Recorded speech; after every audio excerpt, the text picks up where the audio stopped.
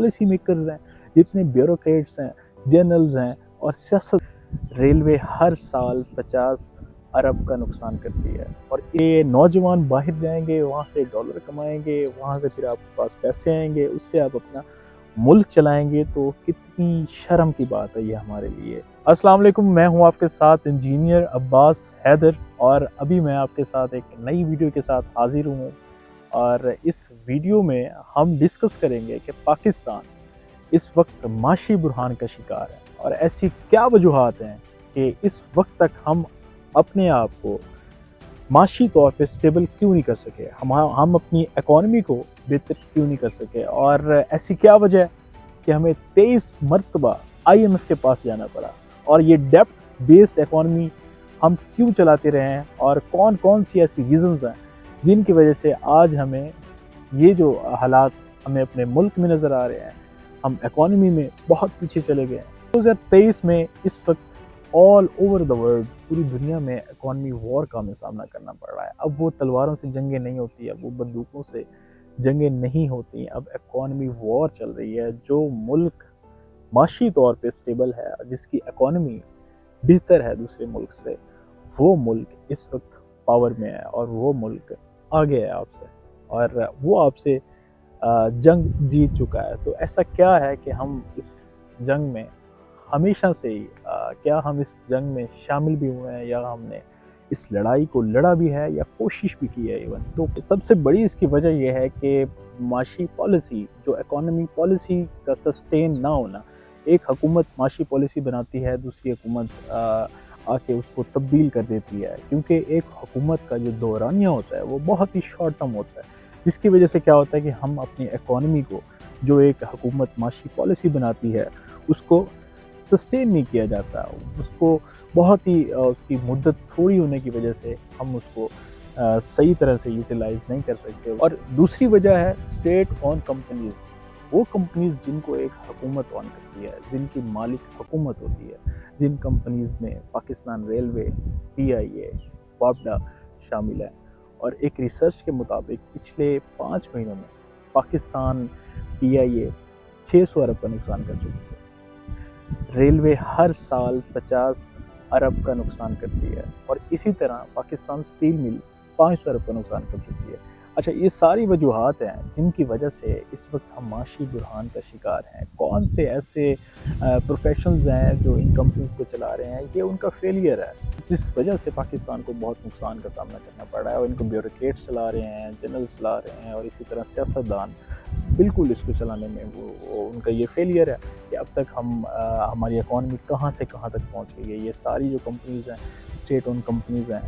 یہ پاکستان کو کسی بھی طرح کا کوئی ریٹرن نہیں دے رہی۔ اور تیسرا جو امپورٹنٹ پوائنٹ ہے وہ یہ ہے کہ پاکستان میں ریسرچ اینڈ ڈیولپمنٹ پہ کوئی کام نہیں کیا جا رہا۔ کوئی پرانا ٹریڈیشنل جو بزنس کرنے کا طریقہ ہے، ایگریکلچر اور انڈسٹریز سے نکل کے ابھی ہم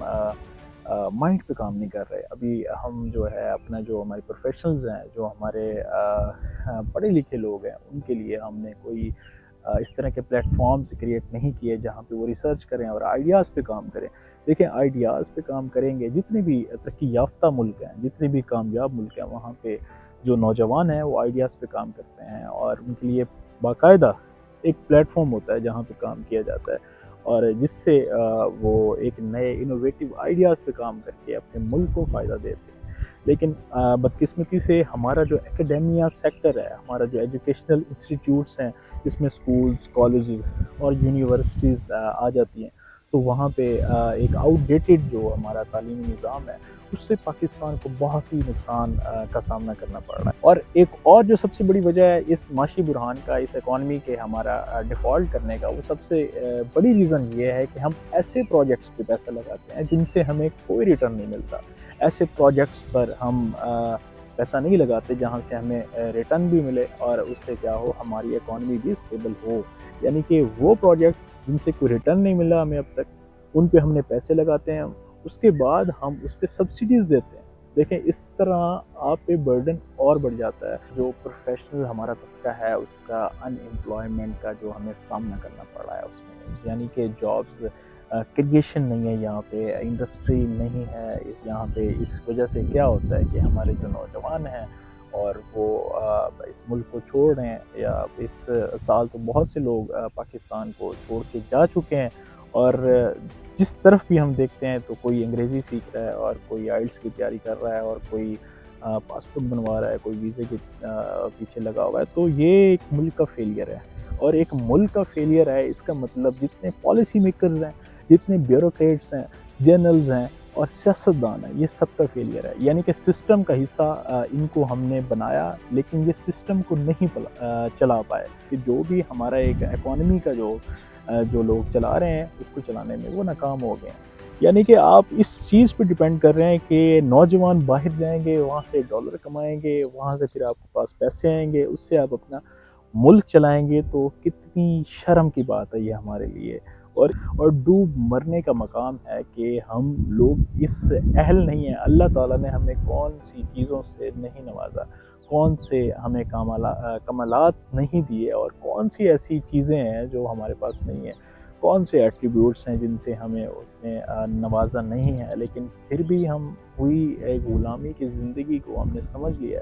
کہ ہم اس کا ہی حصہ رہیں گے. سلوشن میں اگر ہم جائیں تو سلوشن اس کا صرف یہی ہے کہ ہمیں اپنی لوکل گورنمنٹ کو مضبوط کرنا پڑے گا، لوکل باڈی کو مضبوط کرنا پڑے گا، جہاں سے ہمیں ٹیکس کلیکشن ہو. جس ملک نے ترقی کی ہے اس میں سب سے زیادہ یہ امپورٹنٹ پوائنٹ ہے کہ انہوں نے ٹیکس جو ہے نچلے سطح پہ جو ٹیکس کلیکشن ہے اس کو یقینی بنایا ہے، اور اس کی وجہ سے پھر جو ہے ان کی اکانومی جو ہے وہ بھی سٹیبل ہے. ہمیں ایز اے ہیومن سامنے آنا پڑے گا، ہمیں اپنے اندر ایسی کوالٹیز پیدا کرنی پڑیں گی، ایک دوسرے کی ذاتی زندگی سے نکل کر ہمیں کلیکٹیولی ایک ایفرٹ کرنی پڑے گی جس سے ہم کوئی بہتر کام کر سکیں. دیکھیں ہمارے ملک میں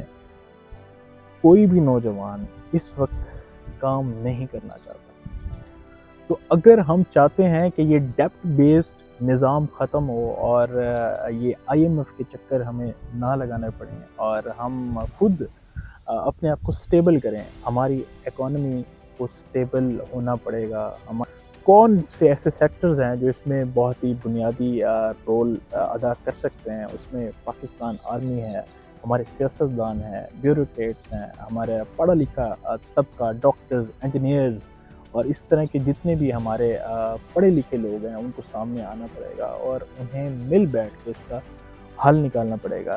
عام عوام کو فرقہ واریت، قومیت، لسانیت، اور ایک جو ہم ابھی جہالت کا جس جہالت کا ہم شکار ہیں اس سے بھی ہمیں باہر نکلنا پڑے گا. ہمیں اپنے مائنڈ کو براڈ کرنا پڑے گا. ابھی تک ہم خواتین کو وہ کام نہیں کرنے دے رہے، ابھی تک ہمارے وہ پرانے مسئلوں میں ہم شکار ہیں، اور مطلب ان چیزوں سے نہیں نکلیں گے تو ہمارا کوئی بھی آپ سمجھ لیں کہ ہمارا فیوچر نہیں ہے.